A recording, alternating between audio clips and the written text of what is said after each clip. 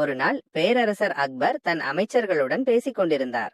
அப்போது அரண்மனைக்கு ஒரு புதிய அழகான பூனை கொண்டு வரப்பட்டது.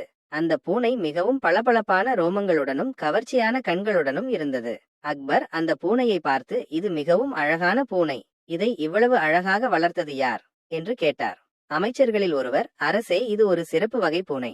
இதை வளர்த்தவர் அதற்கு தினமும் பால், நெய் மற்றும் விலை உயர்ந்த உணவுகளை கொடுத்து வளர்த்தார். அதனால்தான் இவ்வளவு பளபளப்பாக இருக்கிறது என்றார்.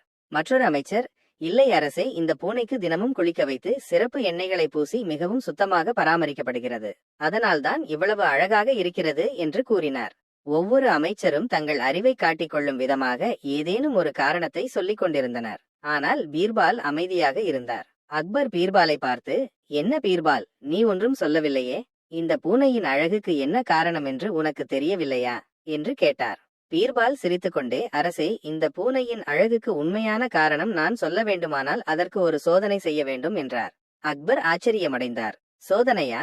என்ன சோதனை என்று கேட்டார். பீர்பால், இந்த பூனையை ஒரு வாரம் பசிக்க வைத்தால் போதும் அதன் உண்மையான அழகு வெளிப்படும் என்றார். அனைவரும் திகைத்து போயினர். பூனை பசிக்க வைத்தால் எப்படி அழகு வெளிப்படும் என்று புரியவில்லை. பீர்பால் விளக்கினார். ஒரு பூனை பசியுடன் இருக்கும்போது எலியை பிடிக்க ஓடும், குதிக்கும், துரத்தும்.